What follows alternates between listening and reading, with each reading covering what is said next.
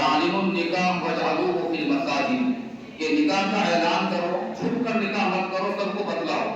تاکہ اگر لڑکا لڑکی آپس میں رہے تو لوگوں کو شک نہ ہو کہ یہ اتنا ناجائز رشتہ ہے۔ جب اعلان ہوگا تو لوگوں کو خبر ہوگی دونوں میاں بیوی ہیں، ہم اس کے گواہ ہیں۔ آج ہم لوگ اتنے جمع ہوئے ہیں، یہ گواہی کے طور پر جمع ہوئے ہیں کہ ایک بچہ اور بچی کا نکاح ہونے جا رہا ہے اور ہم سب اس کے گواہ ہیں، اور وہ کبھی ناجائز رشتے میں بندھے ہوئے نہیں ہیں۔ اس لیے حدیث کے اندر یہ الفاظ کا استعمال ہوا ہے کہ عالم النکاح، نکاح کا اعلان کرو۔ اور اللہ تبارک و تعالیٰ کا جو بھیجا ہوا یہ دین ہے، جو ہمارے نبی حضرت محمد صلی اللہ علیہ وسلم پر نازل ہوا، اس دین میں دو چیزیں ایسی ہیں جن کو مسجد میں کرنے کا حکم دیا گیا ہے۔ یہ جو اللہ کا گھر ہے، لیکن مذہب اسلام میں بہت ساری عبادتیں ہیں، بہت ساری عبادتیں،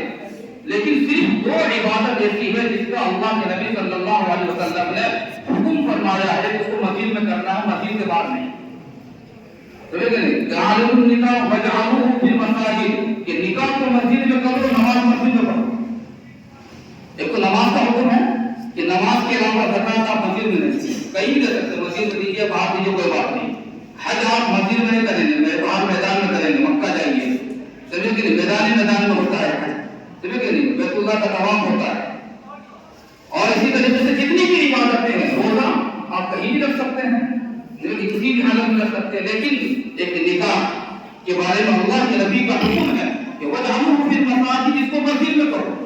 اور آج یہ سنت ہم لوگوں سے دور ہوتی جا رہی ہے، ہم لوگ جیسا بھی نکاح ہو اس کو پنڈال میں کر رہے ہیں، اس کی وجہ سے یہ بیماری پھیل رہی ہے عام طور سے کہ نکاح کی برکت ختم ہو رہی ہے۔ جب نکاح مسجد میں ہوگا، اللہ کے گھر میں ہوگا اور اللہ کے نبی کی سنت کے مطابق ہوگا تو اللہ اس میں خیر فرمائے گا، اس میں برکت فرمائے گا۔ اس لیے تمام مسلمانوں کو میری نصیحت ہے کہ جس طرح عیسائی مذہب کے اندر اگر کسی پردھان منتری کا رشتہ ہوتا ہے وہ گرجا گھر میں جاتا ہم نے دیکھا ہوگا، لیکن جس نبی نے جو تمام نبیوں کے سردار ہے، اس نبی کا حکم ہے کہ مسلمانوں نماز پڑھو مسجد کے اندر اور نکاح بھی کرو مسجد کے اندر۔ صرف دو عبادتیں جو مسجد میں ہوتی ہیں،